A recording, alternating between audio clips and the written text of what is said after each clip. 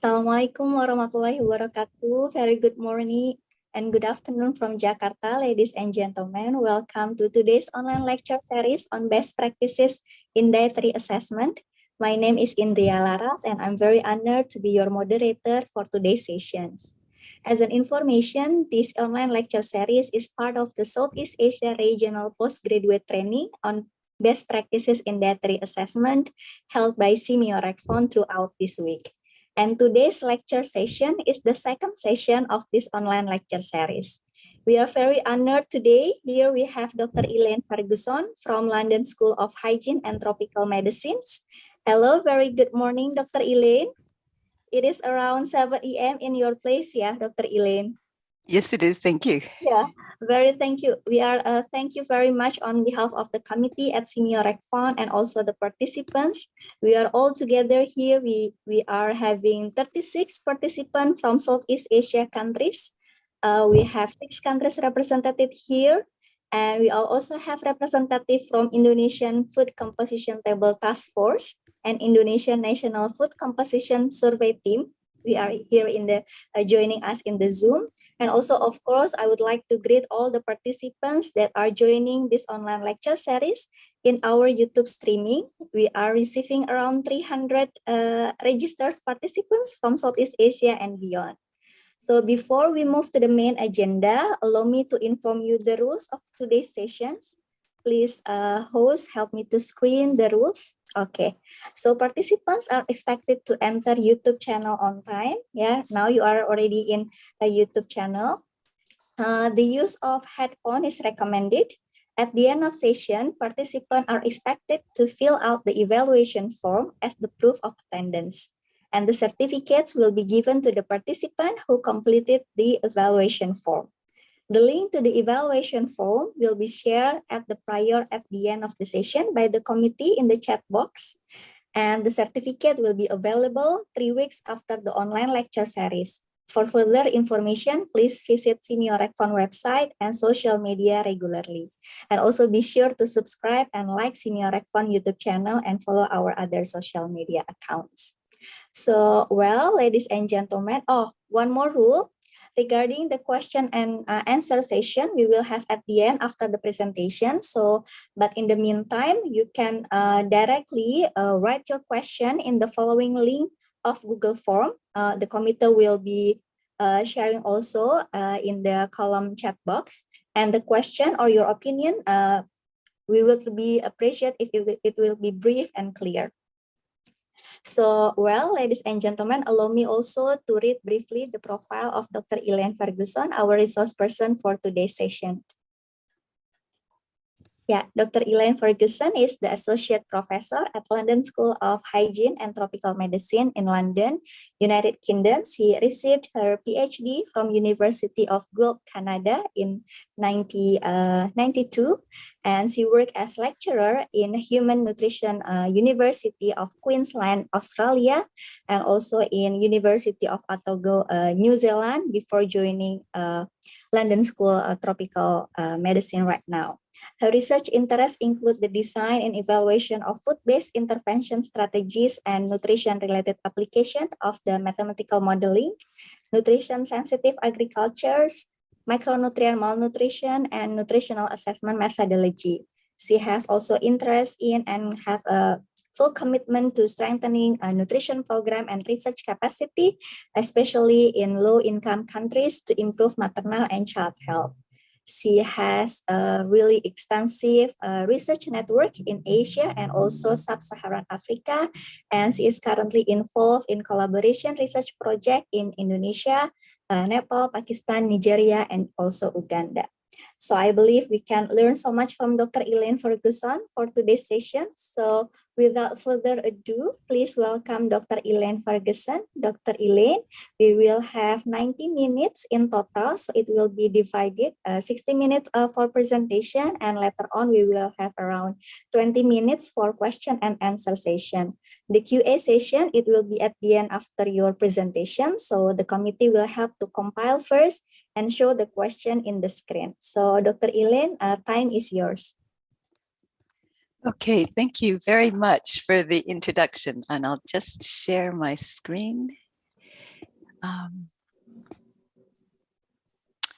think it's this one here.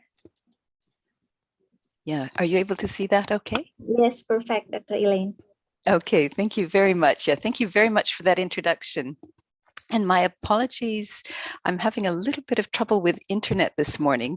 And so I've come into the office just to be on the safe side, but unfortunately I don't have a camera on my computer here. So I've tried to set it up with my laptop, but I think I'll just play it safe and do the presentation without a camera. I hope that's okay. And my apologies for That's this. totally fine, Dr. Elaine. Yeah. Now let's see. Yeah. Okay. I just want to just a moment. Whoops, sorry. Okay, one of the most important things for doing nutrition is actually food composition data. And, you know, it's really important to have good and accurate food composition data, because when we're doing surveys to identify populations at risk of inadequate nutrient intakes and where there might be populations that have low nutrient intakes in the diet, it's essential to have good food composition data. Likewise, if we're doing epidemiological studies where you might be interested in looking at the relationship between nutrient intakes and chronic diseases, and these could be things such as cancer, cardiovascular disease, hypertension. And I know from the session we had a couple of days ago, there's definitely an interest in diabetes as well. Again, if you're looking at developing fortification strategies, it's important to know what the nutrient levels are in diets in order to look at the gaps to determine how much has to be filled. So again, we need nutrient composition of the foods that are consumed. If you're preparing institutional diets, you'll be looking at different recipes and sort of how much food is in it and how many nutrients that food will provide. Creating food labels. You, of course, need food composition data when analytical data is not available to inform consumer choice. So this is really just to emphasize the importance of having good and accurate food composition data. By food composition data, what I'm referring to here is the nutrient content per 100 grams of edible portion of individual foods that are consumed by the population. And so there's also a need to keep updating food composition tables because the food supply is rapidly changing. So we're seeing, you know, sort of a lot of ultra processed foods coming into the food system. We're seeing fortified foods coming into the food system, and people, you know, sort of consuming more and more of these foods. And so it's always a changing situation. And so, for example, when we were involved with the National Nutrition Survey in New Zealand, one of the things they did at the beginning was to look at foods where we were missing food composition table, looking at the percentage of the population that was consuming those foods and making a decision on which foods needed to be analyzed, their food composition analyzed and put into the food composition table so that we could get a better estimate of energy and nutrient intakes. But it really is challenging because of this continually rapid increase in the foods that are available, especially through the food industry. And there also might be an interest in additional nutrients that aren't in your current food composition table. And I'm going to give you an example today of phytate, but it could be other anti-nutrients. If you're interested in looking at the exposure to toxins, you may need data on that to put in a food composition table. And these types of data often aren't available. And so that if you do have an interest in that, so for example, if you were interested in looking at the adequacy of zinc in the diets, you might be very interested in trying to get information on the phytate content of foods and bringing that into your food composition table before you analyzed your results. So it really is quite a changing situation, especially for those of us that are researchers, because we might be interested in a nutrient or an anti-nutrient or a toxin that is not in current food composition tables. And despite these needs and the importance of really having an understanding of dietary adequacy, there's often limited investment in the development of food composition table data.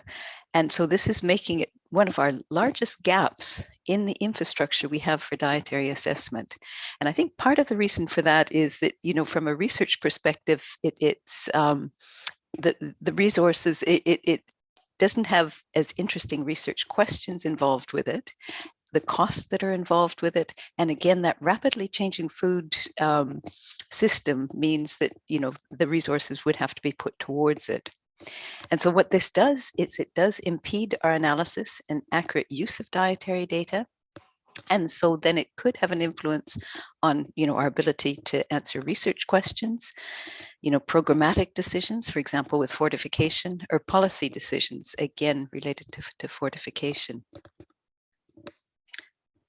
So I'm hoping that I've sort of convinced you of the importance of food composition data. And now I just want to briefly make sure that we're all on the same page, so that when I'm talking about food composition table, you've got a good visual image of what I mean. So when we're looking at dietary intakes, of course, we're measuring food intake. We're getting the grams of food consumed, or we're converting, you know, household measures into grams of foods consumed. We've selected our dietary method, etc. So we've got our dietary data, so we know how much everybody has consumed. And then our next step, of course, is converting foods to nutrients and energy. And so we've got to convert our portion sizes to weight equivalents. So we've got the grams consumed. Then we've got to compile or extend a local food composition database so that we've got values for every food that was consumed by people in whoever we surveyed. And that is quite a big task for any of you that have ever been involved with it, because of that rapidly changing food systems. And so when we're entering the data, we're always keeping a running list of what foods where we need extra food composition table, and then we've got to go and try to find it or come up with values. Because when we're analyzing dietary data, of course, we need energy and nutrient values for all foods or ingredients in mixed dishes that are consumed, because otherwise we will be underestimating the intake of energy and nutrients if we've got blanks in a food composition table. So it's always quite a big task when we're doing these dietary surveys. And so I just wanted to sort of show you what's happening underneath, because often you're entering data into a computer program, and then the computer program is doing the calculations and telling you what the, you know, sort of the energy and nutrient intakes are consumed by an individual in the population. So this is just taking something from some of our African data, actually. And so it's just showing you here, we've got, for this individual, we've got the amounts of different foods that were consumed during the day. And then you see we've got our food composition table. So at the bottom here is the amounts consumed in red. And at the top, what we need to make sure is that we've got a food composition line for each of the foods that happen to be consumed. And then for each of the foods, we've got a value in terms of the content per edible portion, 100 grams of edible portion. So this would be the water in 100 grams of edible portion, the amount of energy, protein, fat, carbohydrate, calcium, iron, and it continues on depending on how many nutrients you have in your food composition table. So these two then have to come together. And so then the calculations are done. So for example, you've got 10 grams of African cake, you've got 911 kilocalories in African cake. So that means they would get about 91 kilojoules from that African cake. And those calculations happen all the way across in these red numbers. They're summed to give you the total amount per day. And that's really what's happening if you're using any software. It's getting the data from the food composition table, doing the calculations with the intake data to give you the amount consumed for each individual.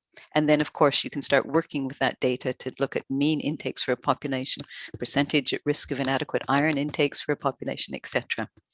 So that is basically what is happening. So it's very straightforward mathematically. So the challenge, though, is compiling that food composition data. It's because of this need to have data for energy and nutrient contents of all foods that are consumed by a population. So you often have some countries have your own food composition table. So for example, in Indonesia, you'll have an Indonesian food composition table. Other countries don't have food composition tables. So for example, at the moment we're working in Senegal and collecting dietary data, and Senegal doesn't have a food composition table. So we're having to borrow values from the West African food composition table. If they aren't there, we're looking at others, and we prioritize which food composition table we would take it from, because the foods are likely to be more similar to what exists in Senegal as compared to other countries. But even when you have your own food composition table, because of those rapid changes in the food system, you're going to have missing data. And if you're interested in a nutrient that's not in the food composition table, then you'll have to complete the lines for that particular nutrient. So where do we get this data? We can get it just by pure analysis of food samples. So an example of that would be, we've recently done a study in Nepal where we were looking at snack food consumption in 1-year-old children. We didn't have any data on that, so we looked at the highest, the snack foods that were consumed by the most children in sort of adequate amounts. And we collected those foods. We collected 5 samples of each of those foods in Kathmandu, and then sent it to be analyzed so that we had the nutrient composition of the most common snack foods to go in our table. So that's the ideal way to do it, where you've got actual values for the foods or samples of foods that are consumed by the population. But it's not always possible, and it is quite expensive to do. So then your second option is to borrow values from other food composition tables, or looking at the scientific literature and borrowing from the scientific literature. Because there's a journal called the Journal of Food Composition and Analysis. And in that journal, it's really devoted to trying to increase the amount of data that are available that scientists can link into, and to be able to come up with data for their food composition tables. Another source is to calculate values from ingredients in recipes, for example, to come up with a recipe food composition line. Or if you've got data for raw food in your food composition database, you can adjust that for cooked food. So you might have raw carrots, for example, but your population was eating boiled carrots. So you can take the values from the raw food and use a retention factor to come up with values and yield factors to come up with the values for cooked foods. And this would be the same with commercial products. The other way is that sometimes there'll be energy and nutrient compositions on food labels, and those can also be used, although, as I'm going to show you in a few slides, you've got to be a little bit careful with those.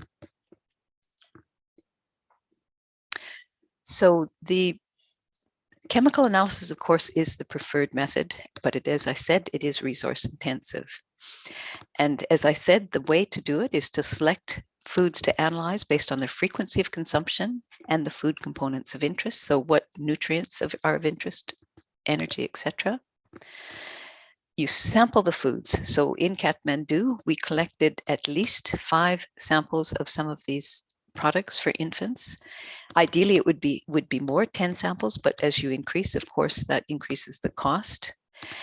And it's important to document where they're geographically sampled. And we're very interested in this. One of my PhD students is very interested in this at the moment, because for certain nutrients, iodine and selenium would be an example, but also zinc. Depending on the soil content, you'll get quite big differences in the content in foods. And so if you took, maize from one area of Malawi, for example, the selenium levels could be quite a bit higher than if you took maize that was closer to the Shiri plains.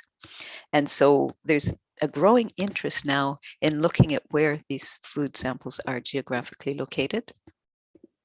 Of course, you're going to be looking at laboratory and analysis quality. So if you're getting your samples analyzed, you're going to want to make sure that the lab does do replicate analysis. So they do the analysis twice so that you've got a mean.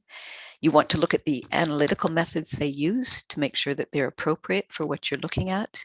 whether they've got quality control, are they accredited laboratory, are they using certified reference materials, etc. And of course, you only analyze the edible portion size, not the whole sample. So you, if you had, sort of, the bones or something, you wouldn't be analyzing them. You'd only be analyzing the meat that's consumed. And you express it ultimately, because what you first do is look at it in terms of the dry weight matter, but then you have to bring it up to the fresh weight matter, or the fresh weight, before it goes into the food composition database, because of course your quantities consumed that you've estimated are on a fresh weight basis, they're not on a dry weight basis. And if you'd used it sort of at a dry weight basis, you'd be badly overestimating nutrient intake. So it's just some of those things you have to be aware of, and some of the questions that you might want to ask of a laboratory if you're going to get analyses done there. And so when borrowing from other food composition tables or the literature, you've got to check very carefully that it is the same food. So if they've got a taxonomic name or a species name, that's ideal because you can make sure it's the same. If it's a meat, you'll want to make sure it's the right cut, like whether it's a shoulder, whether it's a thigh, what cut it is, whether it's a drumstick, if it's a chicken, dark meat, white meat, whether it was eaten with skin or peels, etc., because all of those factors can affect the nutrient content. Fat is one thing. If you go to the USDA food composition table for meat, there's so many choices, and it's quite confusing because they'll be looking at the fat content of different meat cuts, sort of lean meat, fat meat, and they'll be giving you percentages. So making a decision about which ones to use, you can, if you know the water protein content, so if you're bringing in nutrients and imputing an individual nutrient, you can look at the fat, water, and protein content of a food you're going to borrow values for to see if it's similar to what you have in your current food composition table. And if it is similar, then you'd be more confident that is appropriate food to be using when you're trying to use, or when you're trying to impute a specific nutrient. So for example, perhaps your food composition table didn't have any selenium values, but you could get selenium values, for example, from the USDA. Then you would be looking at, the fat content, the protein content, the water content of what's in your food composition table compared to them when making that decision about which food to select. Brand names, of course, are going to be important, and fortification and enrichment are going to be important. And folic acid is one to be particularly careful with if you're using data from the US, because a lot of their cereals are fortified, so a lot of their breads, etc., are fortified with folic acid. And if you're from a country that doesn't have a fortification policy, then you have to be careful that you make sure that you collect, or that you only use the data in the USDA that's for food folate, not the total folate equivalent, because that also includes the folic acid. So these are just some things to be aware of when you're borrowing from other food composition tables. Another thing is to make sure it is the same nutrient. And I've got a few slides to explain this a little bit better. And that they're defined in the same way, that they're expressed in the same way for 100 grams of fresh weight. They've used a comparable analytical method, and the same units are very important, especially if you're bringing values together. And because in your food composition table, you want to make sure it is consistent in terms of the way the nutrient is expressed. And as I said, some nutrients are very much affected by soil concentration. Selenium and iodine are one of them. And so again, it's something to consider if those nutrients are of interest, because if you take values from a country that has high selenium levels, you're going to be overestimating the intake if you're from a country that has low selenium levels in the soil. So you might want to, for example, if you had low selenium, look at New Zealand, because that's another country that has low selenium levels. And so some of the considerations then are these geographic variations in food composition values. You really want to make sure you don't select one that has a very ambiguous name, a name that isn't specific enough. And also when you're creating your own food composition table, you want to make sure that you give a very precise name. And I've got something to show you what that means. And as I say, you want to ensure this consistency across all foods for the food composition table for the analytical methods used to estimate the food component and the units used to describe it. So that really needs to be very much emphasized. So for geographic considerations, you can have differences in cultivars, so genetic variation that has to be considered, the soil and growing, rearing conditions of the food, storage and handling conditions, cooking practices, and then of course the fortification levels. So as I've been saying, those are some of the things to pay attention to when you're making decisions about where to borrow from. And ideally, you'd be getting food composition data for foods that are sampled nationally or regionally, wherever possible. But thinking of those different aspects when you're making your choice. And this is just showing you sort of how you've got to be very, very detailed in how the food is described in a food composition table, so that if it is ambiguous, you're going to be more cautious about using it. So there's usually in the food name something related to the processing and preparation, you know, whether it's raw, whether it's boiled, fried, etc. So that would normally be in the name. Whether it's the maturity, whether it's ripe mango or unripe mango, because of course the nutrient content is going to differ. Color, if color is important with nutrients. So for sweet potatoes, whether it's orange, light yellow, because that's going to be affecting the vitamin A content of the sweet potato. The part of the food, you know, whether it's the thigh or the breast in chickens, the cultivar, if that's available. The form, whether it's powdered or fluid, because of course the nutrient content of powdered milk is going to be per 100 grams, is going to be quite different than the nutrient content of fluid milk because of the water dilution. The fat content, as I've been saying, the fortification levels I've been saying, and the scientific name documented. So for example, if you went to someplace and all they had written was that this is the food composition line for milk, and this is the food composition line for chicken. That data for you, if you're creating your own food composition, isn't specific enough, or if you're borrowing, it's not specific enough because there's too many things there that are unknown. So you wouldn't, if you're borrowing, you wouldn't want to use it if all it said was milk or chicken. Instead, what you'd want is milk, cow's milk, that it's fluid, that it's 3.5% fat, and that it was raw. And then that makes, then you're convinced that you've got the right milk for the population. Chicken breast or chicken, it could be the breast, the white meat, whether it was with skin or without skin, because that's going to affect the fat content, and how it was cooked, for example, boiled, raw, etc. So when you do your own food composition table, make sure you have all of these detail. When you borrow, make sure that whatever you're borrowing from also includes these details. So you're sure that you get the right nutrient values in your food composition table for the type of foods that are consumed by your population. And again, when you're collecting dietary data, you need to collect this data as well. So if somebody said that they drank milk yesterday, you'd be wanting to know, is it whole fat milk? You know, is it whole milk, skim milk, partially skim milk, etc.? Is it cow's milk, etc.? So that also would have to be in your dietary data. And so ensuring consistency for minerals is relatively straightforward. You can borrow minerals much easier than you can some of the other nutrients in a food composition table, because all you have to do is make sure the units are consistent, whether it's milligrams or micrograms, and whether the values are expressed on a fresh weight basis and not a dry weight basis. And I have seen an example where in a food composition table, a national food composition table, they took values from the literature and forgot to adjust it to be up to the fresh weight basis, and they entered it in as on the dry weight basis, even though the food composition line was on a fresh weight basis. So they had the values of those nutrients were far too high because they hadn't made that adjustment.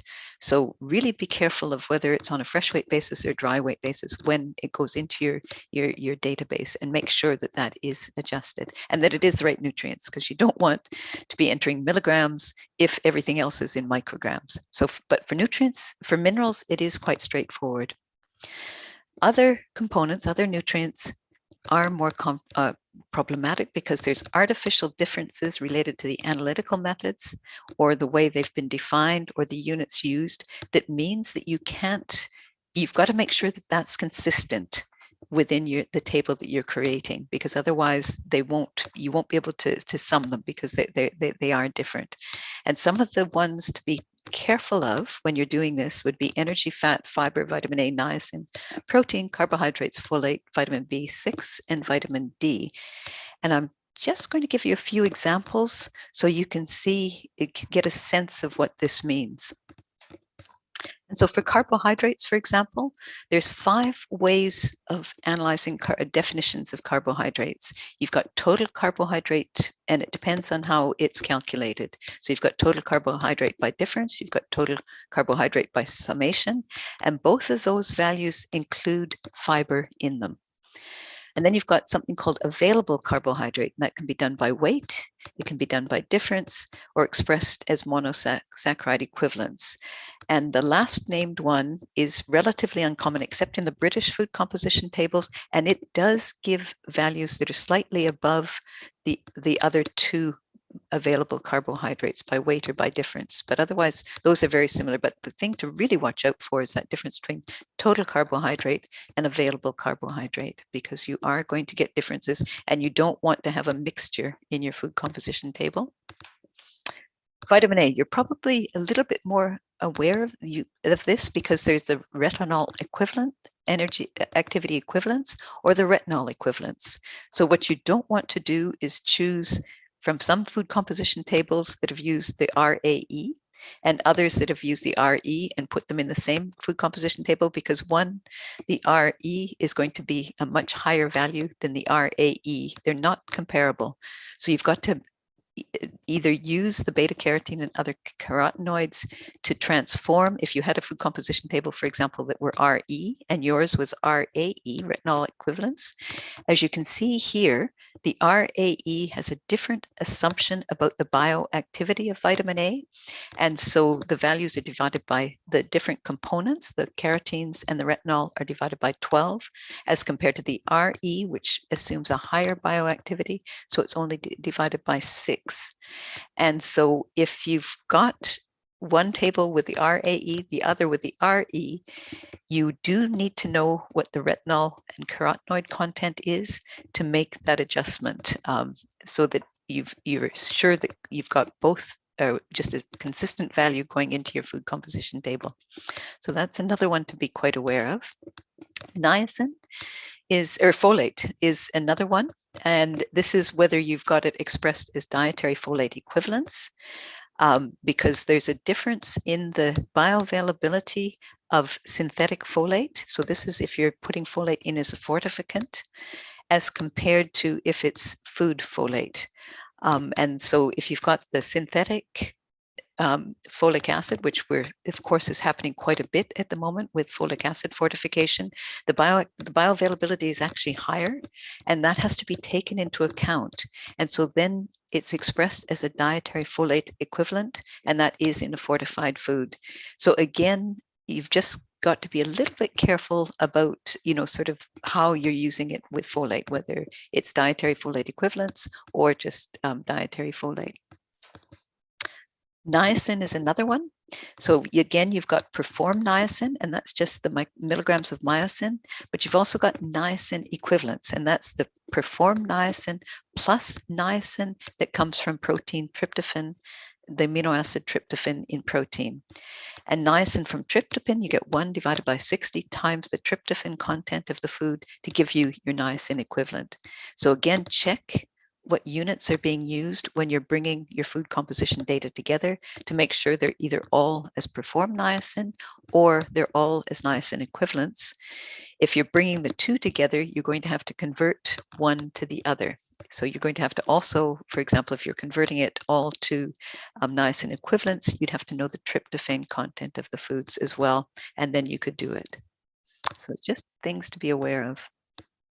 And this is just giving you an example of sort of 2 or 3 food composition tables where you could get differences. So for example, and you'd have to be careful, you'd have to do some modifications if you're combining data from these three different sources. So for energy, for example, in the British food composition table, they use general Atwater factors. In the USDA, they use specific Atwater factors. And in the West African food composition tables, they use general Atwater factors, but they also take into account fiber. So one of the recommendations that is given by the FAO, for example, is to actually do your energy calculations based on the energy providing nutrients in the food. So for example, based on the carbohydrate, the fat, the protein, and the alcohol content of the food. And so if you're bringing them in from different places, you can do those calculations so you make sure that it's consistent. But you do need the data on the macronutrients to be able to do that. But that's one way you could bring them together. Carbohydrate, British, you've got the monosaccharide saccharide equivalents, total carbohydrate, available carbohydrate. Dietary, non-starch polysaccharides, and then you've got total dietary fiber plus some crude fiber. Crude fiber is, and then also the same in the West African. Here, vitamin A, we've got retinol equivalents, retinol activity equivalents, folate, total folate, dietary folate equivalents, but you've got the different sources of folate, total folate, niacin equivalents, just perform niacin and perform niacin. So just to make you aware that if you're taking values from these different food composition tables, you've got to be able to convert them so that they're equivalent when they go into your own food composition table. And so the components, and so because of this issue of borrowing and having different ways of expressing nutrients, the FAO has actually come up, FAO in Foods has come up with something called tag names that can be used when you're creating it. So you can actually identify for any food that you're looking at what type of, what their value comes from. And this is just giving you an example here. So if you're bringing them together, you'd sort of have your list of, sort of all the carrots, for example, that you were bringing together to get folate. And you could tag it as how the folate was done. So you'd know right away which ones you needed conversion factors for. You'd know right away whether every food in your food composition table was using the same way of looking at folate, etc. So they've created these special tag names just to support people when they're creating these food composition tables. So it's clear what type is being used.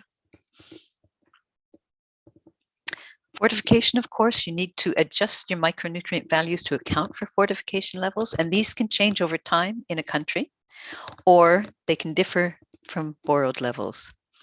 And so just for an example, if the national wheat flour was being fortified, if it had been unfortified and then was being fortified, for example, with thiamine, riboflavin, iron, zinc, and folic acid, what you'd have to do is go to your food composition table, and all products containing a known amount of the fortified wheat flour would have to be amended to reflect these fortification levels. So you'd have to update, for example, wheat flour in your database, but also if you've got bread made with fortified wheat flour, you'd have to look at the quantity of wheat flour in that bread and again update your nutrient lines if a fortification was introduced, or adjusting it if you're borrowing it from a place that has fortification.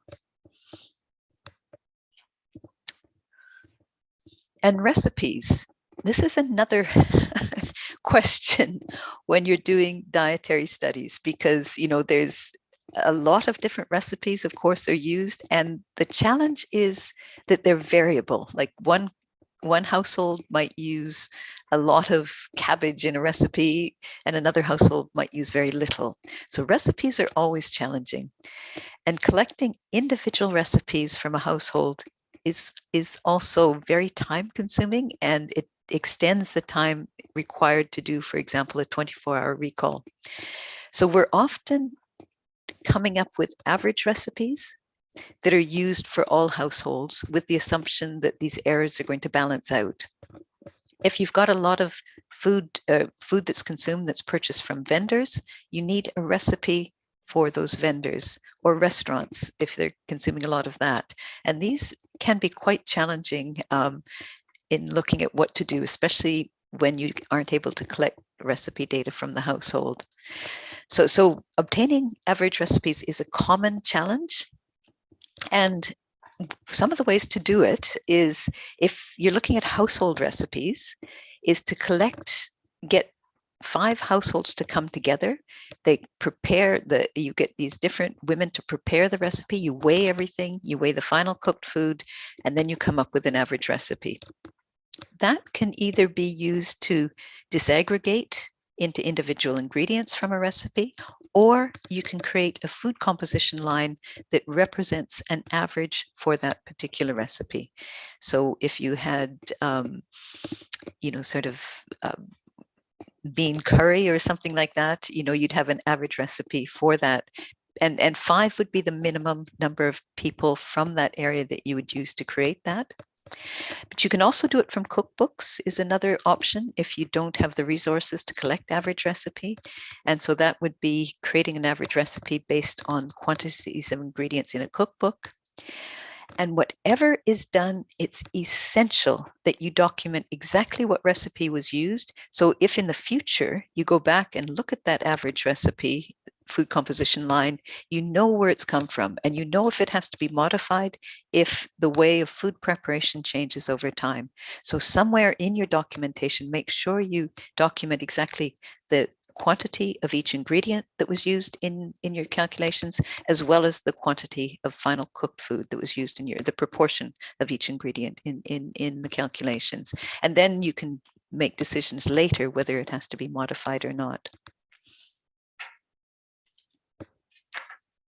And with recipe data, one of the important things are retention factors that need to be taken into account. And this is the coefficient for the amount of nutrient retained in a food or dish after storage, preparation, processing, or reheating. And for an example, if we had a retention factor for zinc of 0.9 when a vegetable is boiled, that would mean that the vegetable loses 10% of its zinc with boiling. So you have to, if you've got a raw value for zinc from the vegetable, then you would have to adjust it for that 10% loss when it goes into your food composition table line. If your food composition table is boiled vegetable, for example, boiled carrot or boiled cabbage, you'd have to adjust it, or otherwise you'd be overestimating the amount of zinc, for example, consumed. So that's one important thing when you're working with cooked foods compared to raw foods or recipes. The other is yield factor. And this is adjusting for the losses or gains of water or fat during food preparation. And again, it's a coefficient and here it's the weight change. Above it was the nutrient change. Here it's the weight change in the foods due to cooking or preparation, like peeling, etc. And so if you had, for example, if you had a yield factor of 0.9, that would mean that the food lost 10% of its weight with cooking. So for example, with a boiled potato, maybe it's losing 10% of its weight of cooking from the raw to the cooked. A yield factor of rice, for example, raw rice to boiled rice, would be about 3. And that means that the weight of cooked rice is 3 times the weight of raw rice. And so you've got to adjust your nutrient lines for this difference, because of course, any water going into the food or any fat going into the food is going to, with water, it'll dilute the nutrient content of the food. With fat, it will also dilute it for most nutrients, but of course increase the fat content of the food. So that's why these factors are quite important when you're looking at either borrowing values where you've got raw weights or preparing recipes. And the reason for the retention factors, of course, is that nutrients in raw foods can be reduced after cooking and processing, and it depends on the temperature, the time, whether it was pressure cooking, etc., type of cooking method, whether it's boiled, fried, etc. And the reason for yield factors are that raw foods undergo weight change when prepared, which depend on the type of ingredients, cooking method, temperature, and time of cooking. Water can be absorbed. That's the rice example. Water can be reduced. That's a baked bread. A baked bread would be an example. So that would increase the nutrient content instead of decreasing it. Fat uptake with fried potato, fat loss when you're boiling meat or something, or cooking meat. You can get salt if you're interested in sodium. And the nutrient content, as I say, is very closely related to these changes in fat and water because of the dilution they give for the nutrients, and for fat, the increase in fat content. So when you're doing this, where do you get these values? You can calculate them using food. So you can analyze the nutrient content of food before and after cooking, and again, using about 5 samples, but that again is very resource intensive. So the area we get most of it is from the literature, and that there are tables of retention factors that are available, and I've got references at the end of this talk, and you also can find it in the published literature in scientific articles as well. For yield factor, that's a little less resource intensive, but you do have to do cooking where you weigh the food before it's cooked and after the cooked, again about 5 samples, and you can calculate your yield factor. Or if you were, for example, with bananas, if you collected bananas with skin on, wanted to know what the weight would be after you took the skin off, you could just have 5 bananas, peel them, weigh them before and weigh them after, and that would give you a yield factor for peeling bananas. And then you calculate the yield factor, or again, you can also, yield factors are available in the literature, and I do have references for them. So adjusting for changes in nutrient retention, this just shows how it's done. So for example, if you've got loss of thiamine in bread when you toast it, so having toast instead of raw bread, if the thiamine content fresh bread was 0.22 and you had a 15% loss with toasting, then you can see this would just be the calculation, and that would give you, with toasted bread, you'd have 0.19 milligrams per 100 grams of toast as compared to 0.22 milligrams per 100 gram of fresh bread. So it's a very easy calculation once you have that particular retention factor. And this is where you've got to be quite careful if your food composition table only has raw values. And an example for that would be the Indian food composition table. So whenever we use the Indian food composition table, we retention adjust the nutrients within it so that we're not overestimating the amount of nutrients that are consumed. So again, just looking at, sort of whether it's done in raw values or cooked values is quite important when you're making these decisions, and then deciding whether you need to do a retention adjusted nutrient composition line to avoid overestimating the amount of nutrient consumed. And this is just showing you sort of, if we've got a recipe, there's 3 different methods of looking at how you would use yield factors and retention factors in order to calculate the amount of nutrients in a recipe. And here, one of the differences is, of course, that you've got multiple ingredients in your recipe. So one method is just to take your nutrient value times your retention factor divided by your yield factor for each ingredient and summing them. The second method would be that you took the nutrient value for all of them and had a yield factor and a retention factor for the whole method, or for the whole recipe. The third would be that you done is a mixture of the two, where you take the nutrient value and the retention factor for each ingredient, and then you sum those all and then just adjust for the yield factor after. And that mixed method is probably a fairly common one. And again, so for example, if you're doing this for vendors, you'd be collecting it from 5 vendors. You'd be transforming the recipe ingredients into grams. You'd be identifying your nutrient values for each ingredient, your retention factors, your yield factors, calculate the nutrient content of each recipe using one of these methods, calculate the average across all 5 recipes, and then that is what would be going into and making sure that it's expressed in the 100 grams of recipe in an edible fresh weight value, and that's what would go into your food composition table. So again, it's just a choice, but the key thing is that you've adjusted for yield and you've adjusted for your retention. And this is another question you might have. If we've got 2 methods of cooking, what do we do? Because then we've got 2 retention factors. Do we just, and so the way of handling that, and this is just showing you an example for a recipe, would be if you've got vitamin, like for example, the spinach was first steamed and then boiled, or fried and then boiled. You've got the retention factor you used for the first. So you've got the raw weight, you've got the vitamin C of each ingredient, and then you calculate the vitamin C of the uncooked ingredient. use the retention factor to get an adjusted using the first cooking method, and then a second retention factor based on this to get you your final vitamin C. So you take them one after the other. So you use both in your calculation to come up with your final value for vitamin C. And here we've assumed a yield factor of 1. Commercial foods. And this is becoming more important because, of course, the consumption of commercial foods is increasing. And this is really a challenge. This is because we're doing a lot of research at the moment on snack food consumption. So it's been a particular challenge for some of the work that we've been doing. You can try to get the nutrient values from food manufacturers, but I know, and sort of you can contact them to see if they can send them. We have not had as much luck with that. So depending on the nutrients you're interested in, there may be some on the label.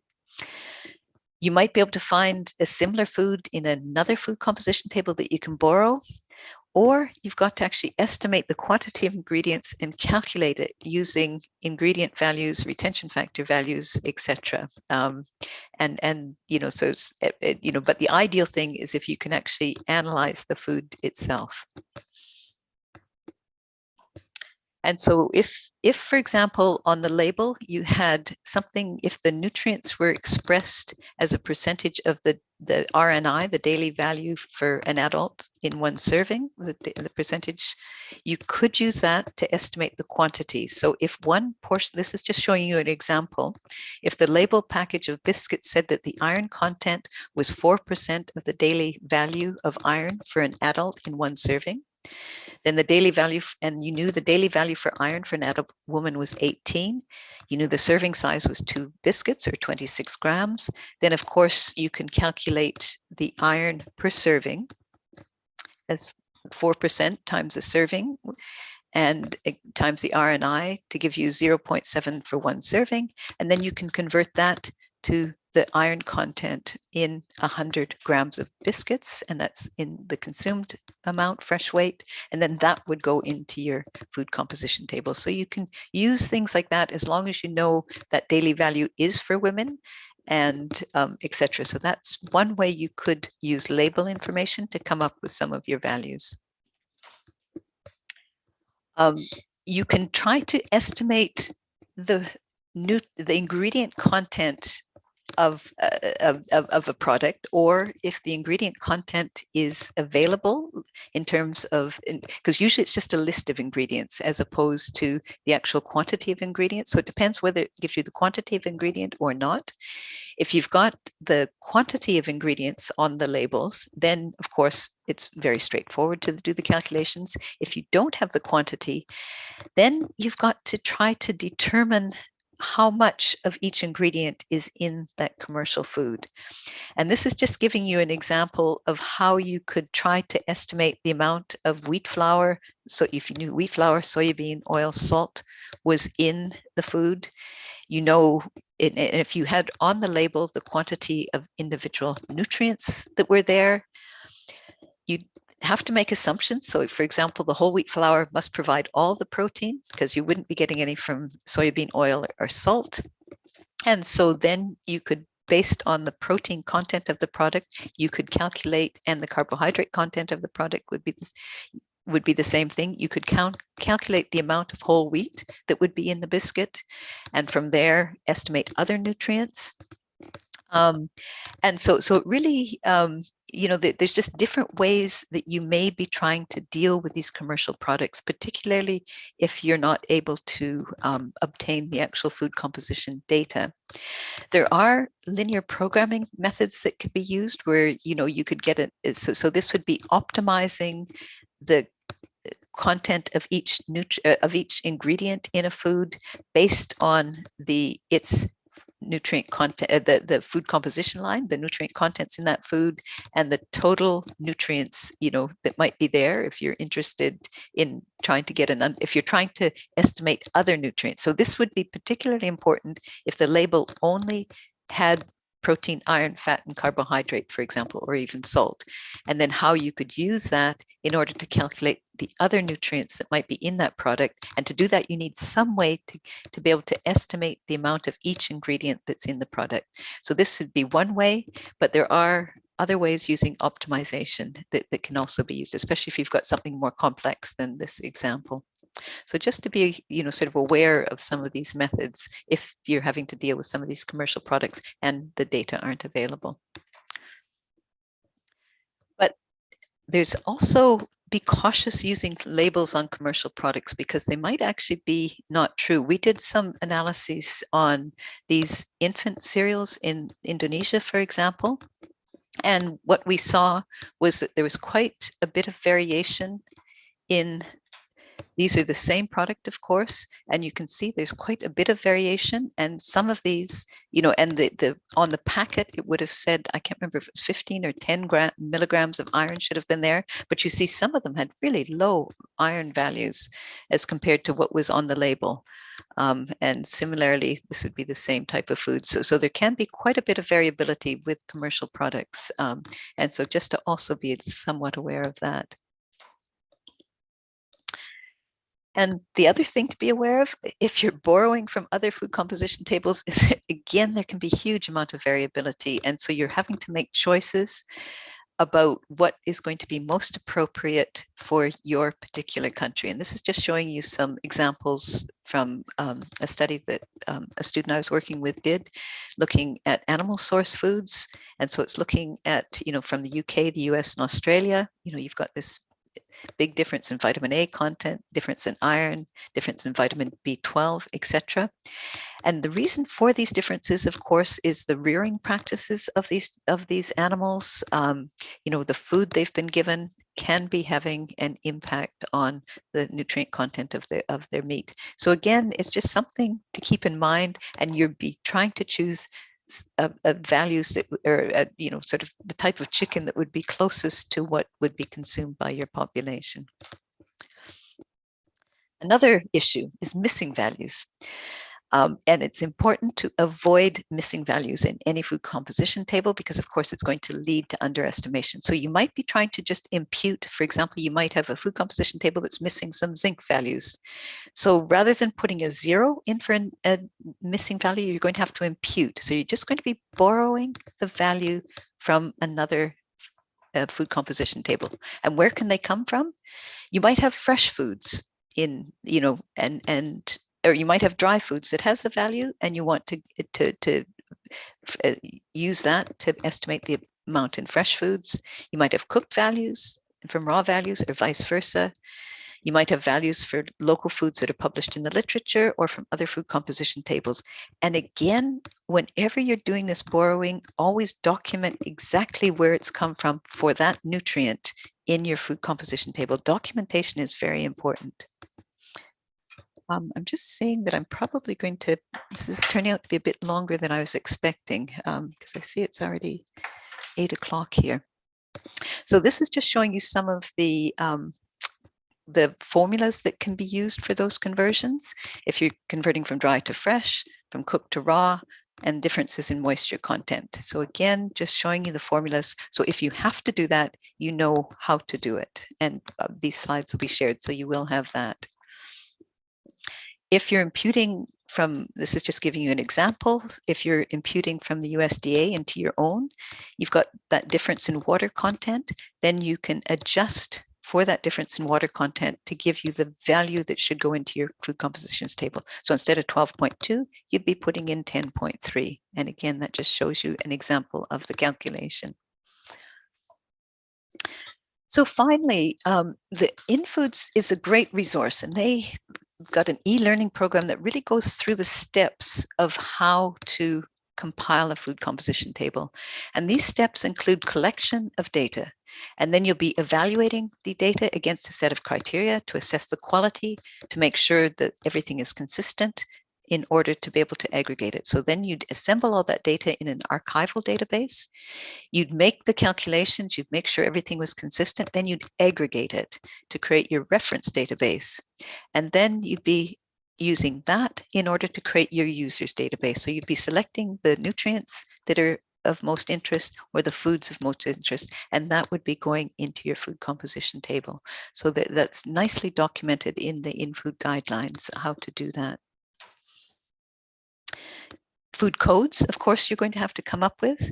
And often when you're creating a food code, because that helps you find the food very quickly, you might be putting in the food group, the food subgroup, as well as the food in the code. And that the reason for doing that is that then you can easily select all your fruit, because everything with a fruit would have a code of 500. You can select vitamin A rich foods, because everything with a vitamin A rich fruit would be 500 and a 200. And it just helps later on if you're trying to manipulate your database. So that would be one way of doing the coding. Food groups, if you, of course, they're going to vary from country to country. They're not fixed, and it depends on how foods are used. An example would be avocado pear. Is it a fruit or is it a vegetable? In the UK, we eat it as a vegetable, so it would get coded as a vegetable. In another country, it might be eaten more like a fruit, so it could be coded differently. So there's no fixed categorization, but the key thing is that it reflects how it's used in the country. There is a movement now to try to get people coding in FoodX, and this is a hierarchical classification system that's been devised by the European Food Safety Authority. And it's to really facilitate comparability across European countries to make sure, you know, your food code for a certain type of apple then would correspond to the same apple in Greece as compared to the UK. So it's really to be able to bring things together.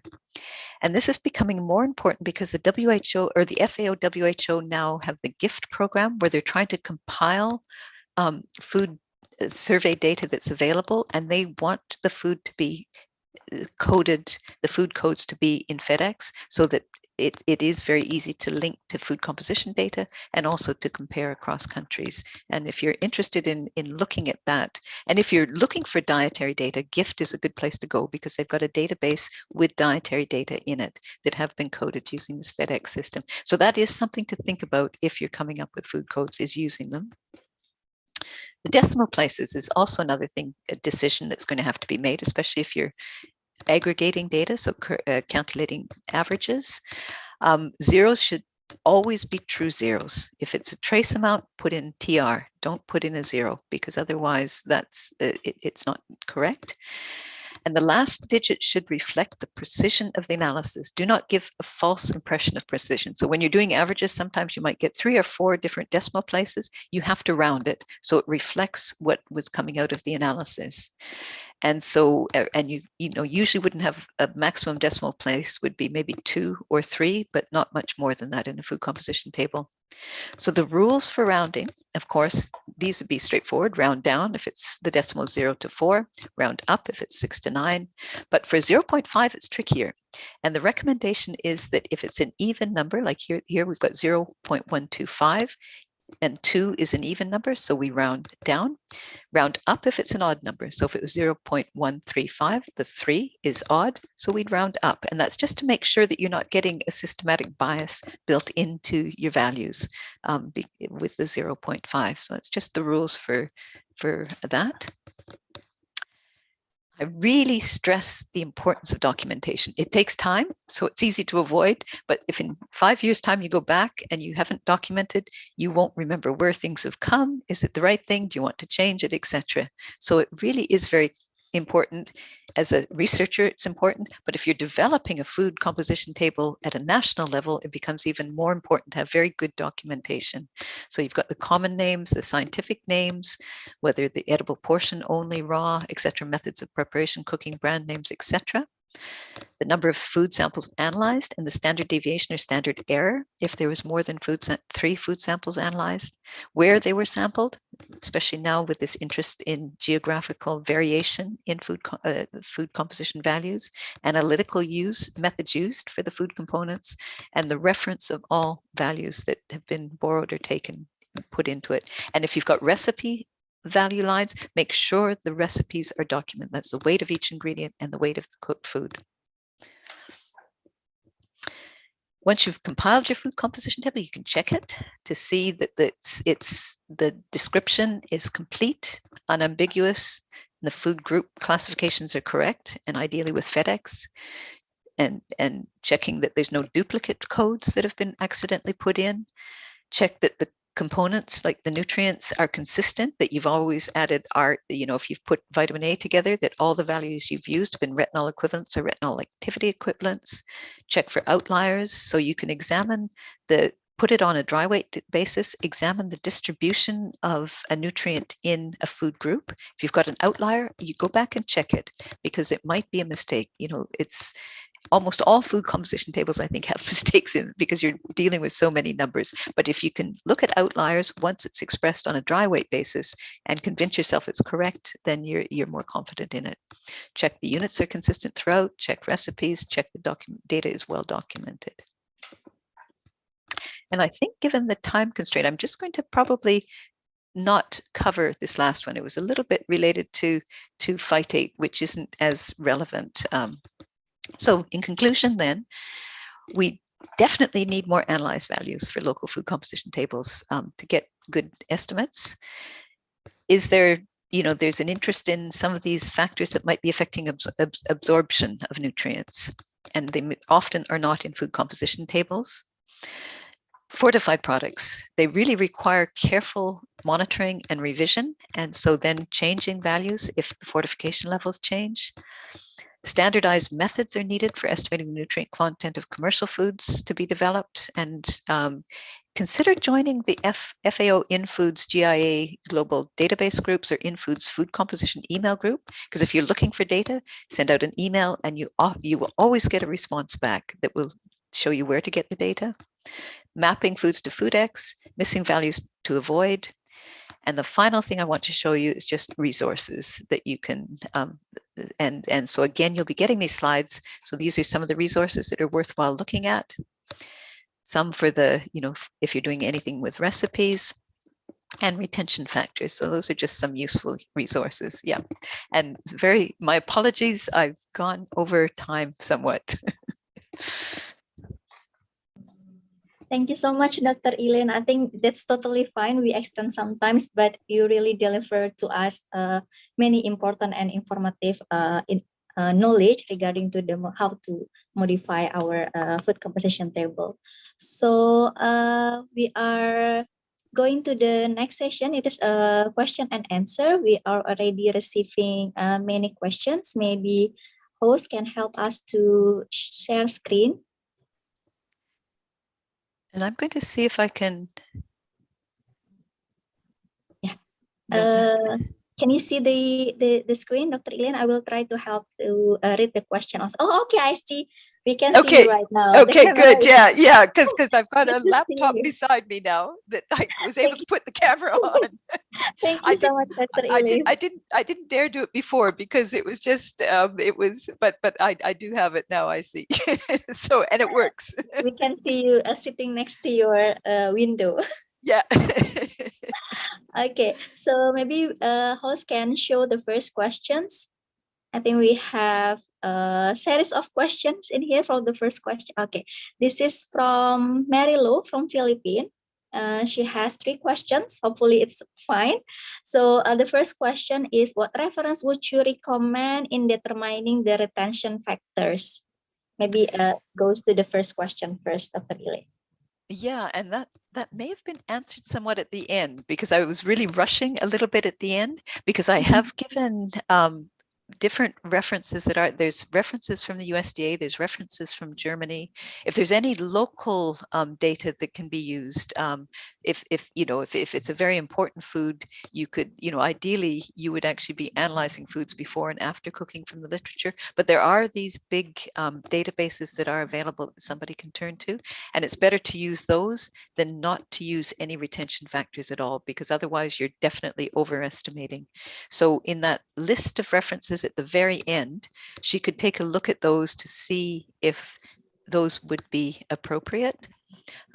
Is what I would recommend. And it was just, I was very rushed at the end, so that's probably why that was missed. It will be still fine if our own country doesn't have the own conversion factor, for example, for the retention or yield factor, and we are borrowing, for example, from USDA, something like that, Dr. Elaine? Yeah, it's better to do that than not, because otherwise, because you do have that bias of overestimation if you don't account for retention.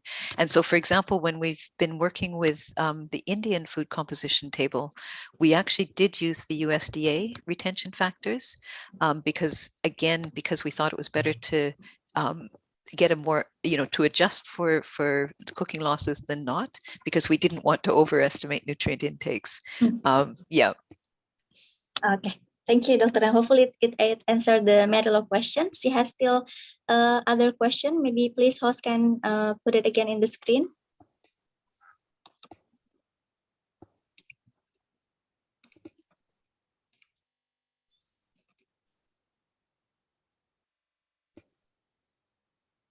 Okay, the second question is about the rule for borrowing.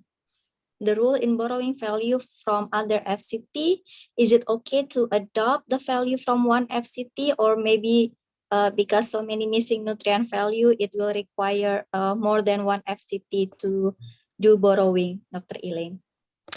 Yeah, this is always a trade-off between the time it takes to look at different areas, and so it again will depend to a certain extent how important the nutrient is. If it's a national food composition table, it's going to be much more important to be quite critical and to look across food composition tables to see how consistent they are. If it's a research project, a student research project, where you'd be more cautious, like for example, if you're doing something on iron, you'd be a little bit more cautious with the iron values as compared to the others. But ideally, what you would be doing is looking across, just to see how consistent they are, and then making a choice depending on which country you thought would have similar cooking practices, similar, where it would be most similar to what you're doing. So, but it always is a trade-off between time, because looking across sources really does take time. Yeah. But then at least you're a little bit more confident in it, and you'll see how consistent it is across different food composition tables as well. Yeah, it's a very tedious process putting together a food composition table, and there's lots of decisions. So if it is, we find a consistency between FCT, so we can stick to one FCT, or which one is the best way, Dr. Elaine? Well, I guess in the sense that if, for example, you were doing something in Indonesia, sort of ASEAN would be a better food composition table to be looking at as compared to the West African food composition table. And so what we've done with Senegal, because Senegal is the country where we're struggling at the moment because they don't have a food composition table, we've prioritized the West African food composition table because that's the closest. And then after that, if we can't find the food in the West African, then we go to the South African, because we know the quality in the South African food composition table is good. If that we can't find it there, then we could go to the Kenyan food composition table and then the Tanzanian. So what we've done is prioritized it partially based on how similar the foods are likely to be to Senegal. And then secondly, sort of our sort of understanding of the quality of the food composition or the comprehensiveness of it, whether, sort of how many nutrients it has. So it's always a good idea to create that priority list and then follow it as you're putting things together. Okay, thank you, Dr. Elaine. So the next question is about the fat absorption or oil absorption, how we take account the absorption fat from the fried food. Yeah, that's a very good question. And it's one I don't know the answer of off the top of my head. Yeah, I'm sorry, I really can't say how to. It's a very important question. But I actually don't know the answer to it. Does Umi or somebody else, are you able to answer that question? If I'm not mistaken, in Indonesia, we have a conversion for oil absorption. So we can calculate and do conversion with the references.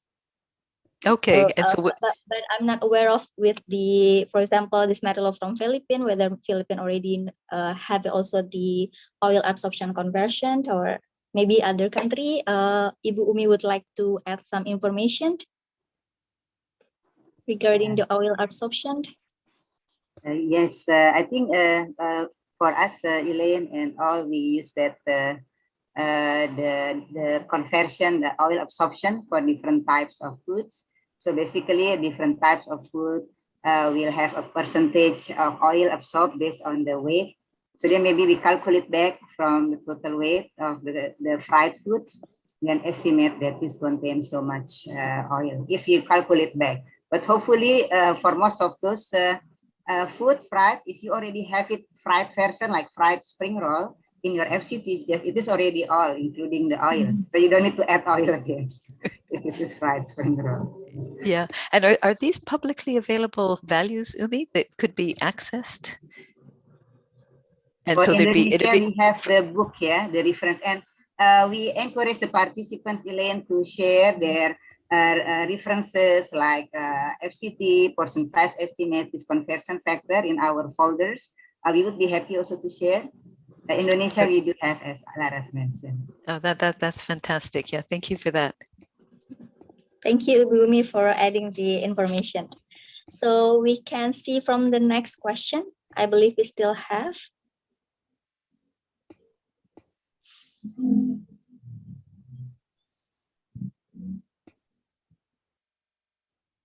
Okay, let me try to read a bit along.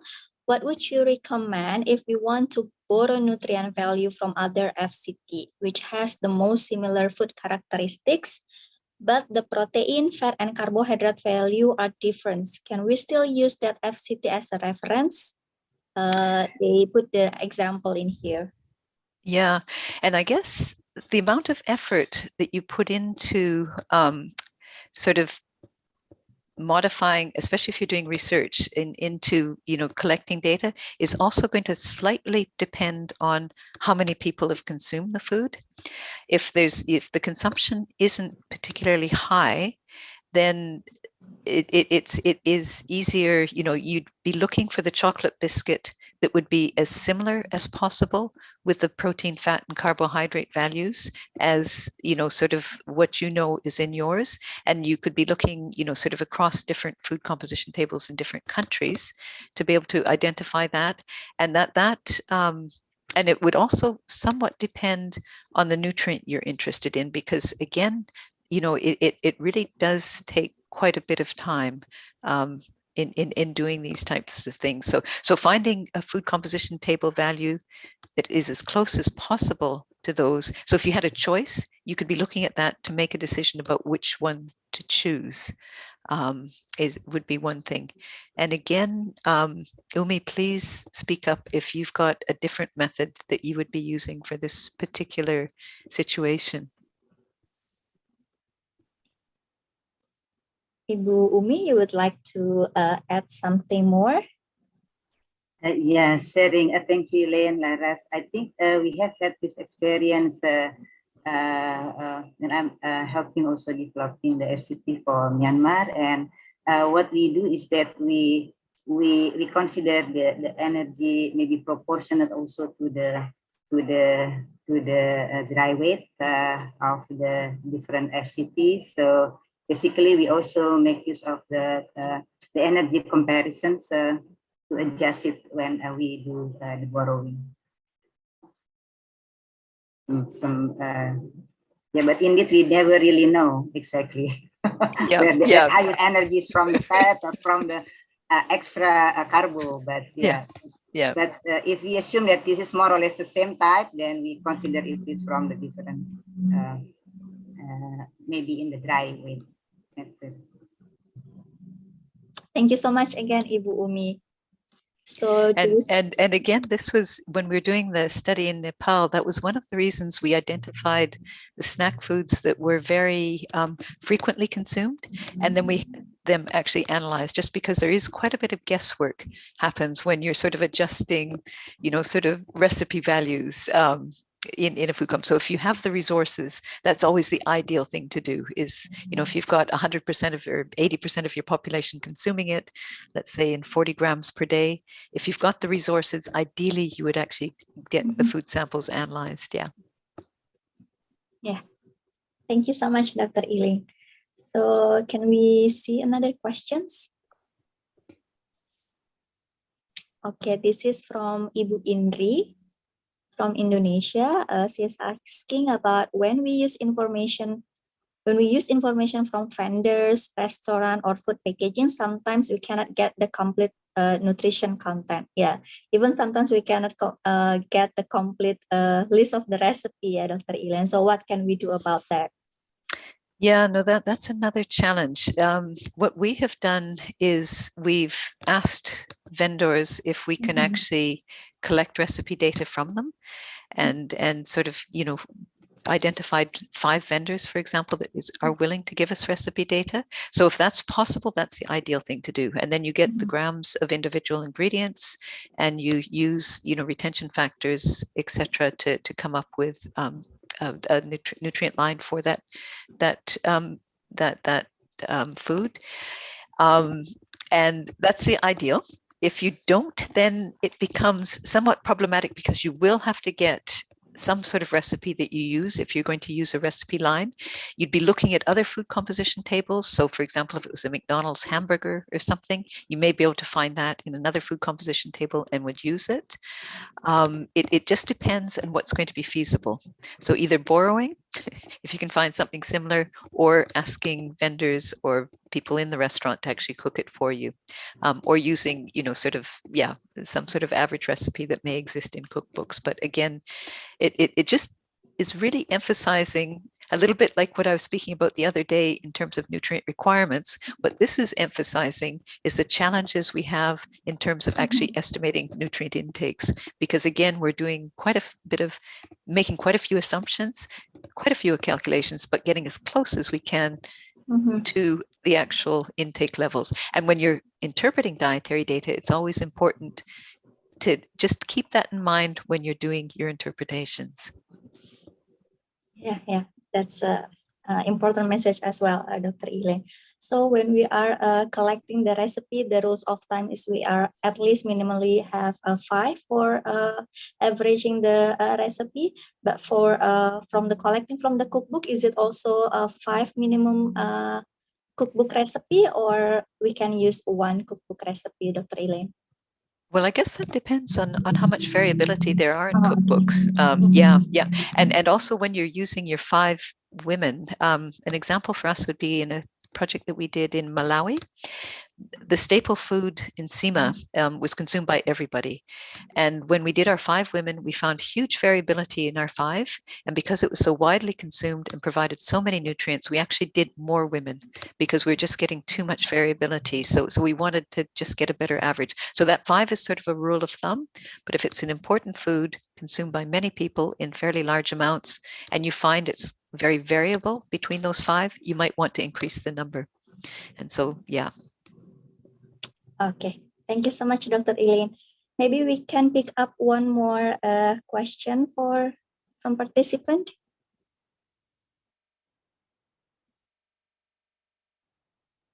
Okay, so this is from Nurulina from Indonesia.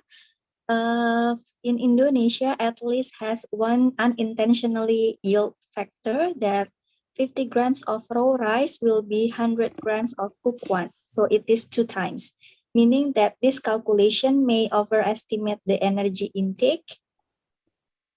It would if it was incorrect.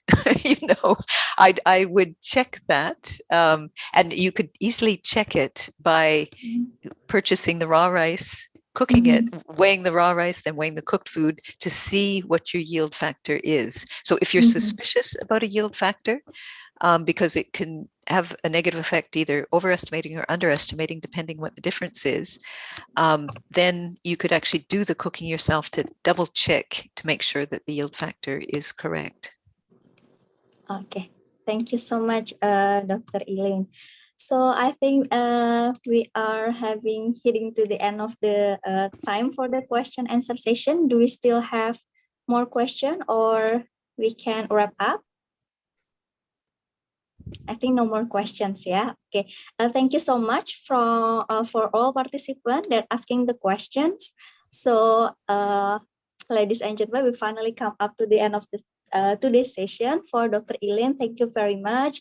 And we are preparing a small gift for you, Dr. Elaine. So Hope you don't mind. Please accept our deepest respect and appreciation for your dedication on continuous support to us. We have a video for you that I would like to invite host to play the video for us.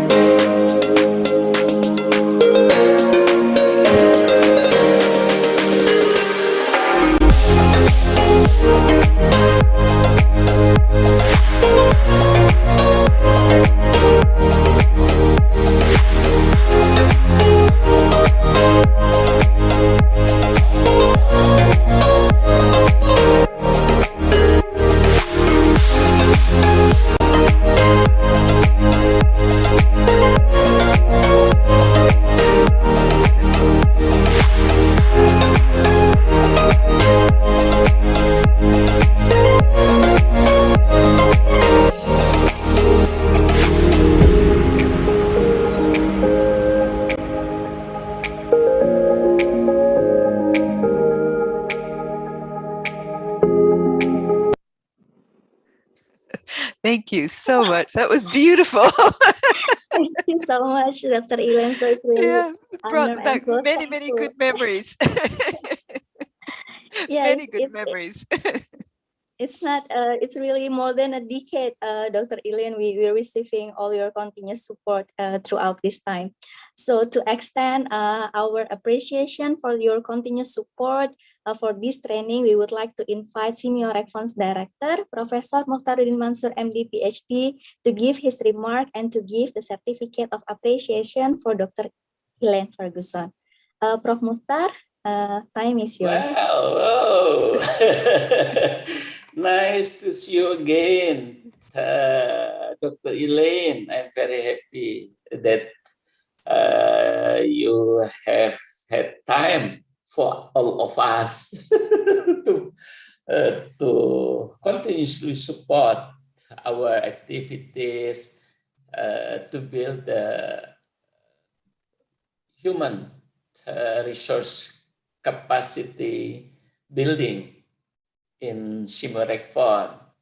Yeah, good afternoon. Good afternoon from Jakarta and good morning from London. Are you in London now?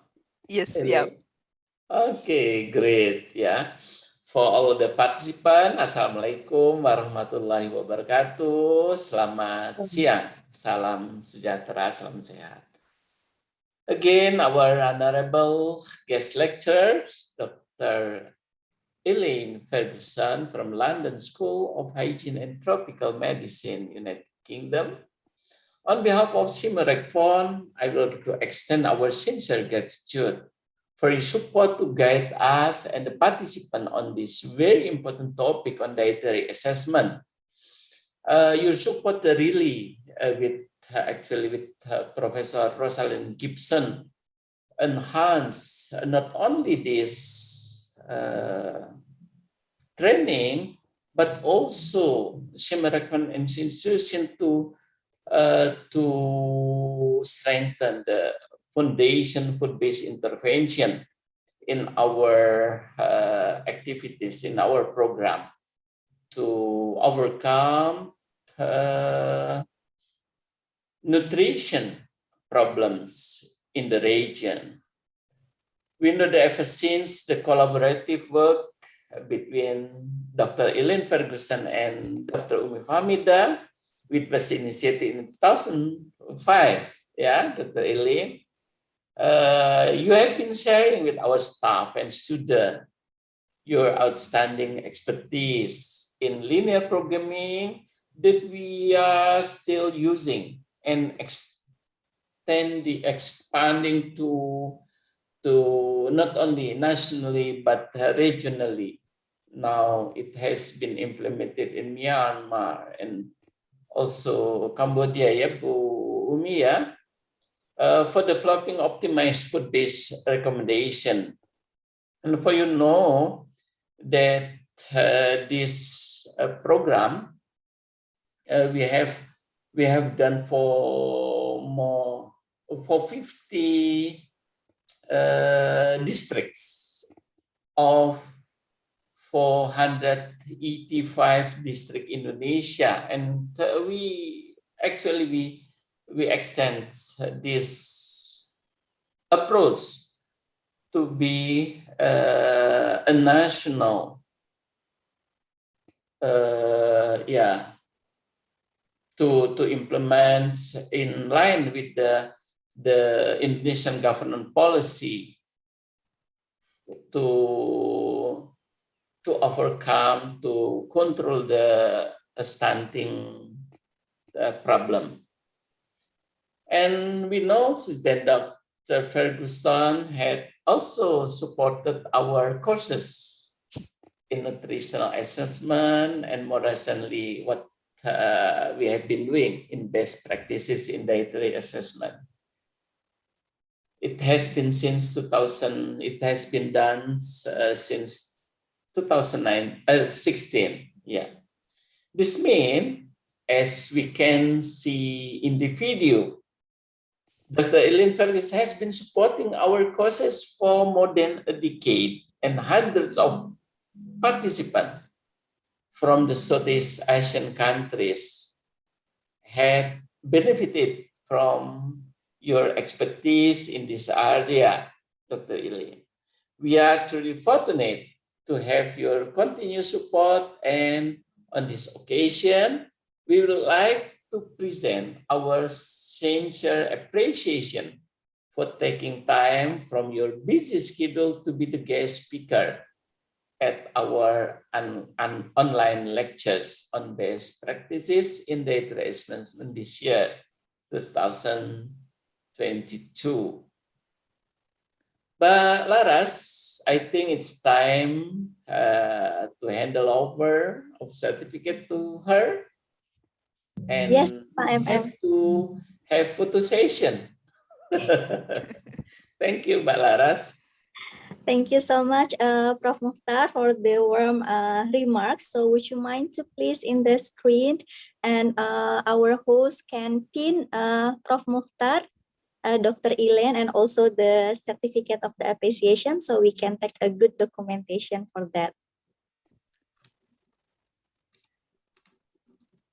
Yeah, and I would also just like to express my thanks, and it's been an honor to be able to work with Simeo Rekfon for so many years. You know, it's been a very strong collaboration. It's very impressive research group, a very impressive training program that you're running at Simeo Rekfon. So it's been a pleasure, and there's and I've learned a lot from working with the group there as well. You know, it really has been a pleasure. Thank you so much, Dr. Elaine. So I would like also to invite all participants, the committee, and also the course coordinators to turning on the camera so we can have a group photo session together.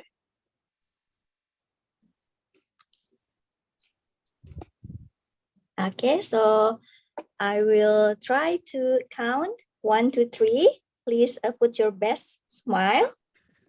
So 1, 2, 3. Once more. 1, 2, 3. Yeah, thank you so much. So we are heading to the end of the sessions. So thank you again. We would like to also to thank to Dr. Elaine Ferguson for today's online lecture series. Before I close this webinar today, I have several announcements. So for participants, please kindly fill the evaluation form through the link posted in your chat box as your proof of attendance to get the electronic certificate.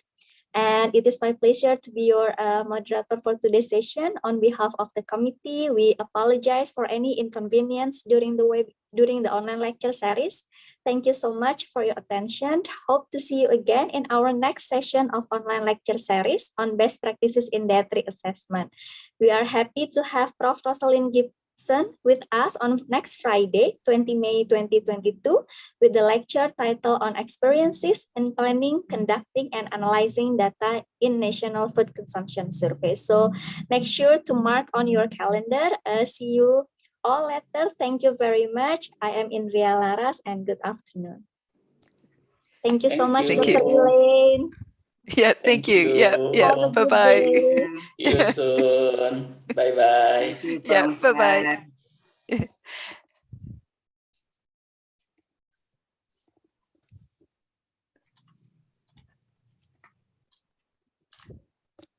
Okay, for participant, can you please stay for a moment in this Zoom while host can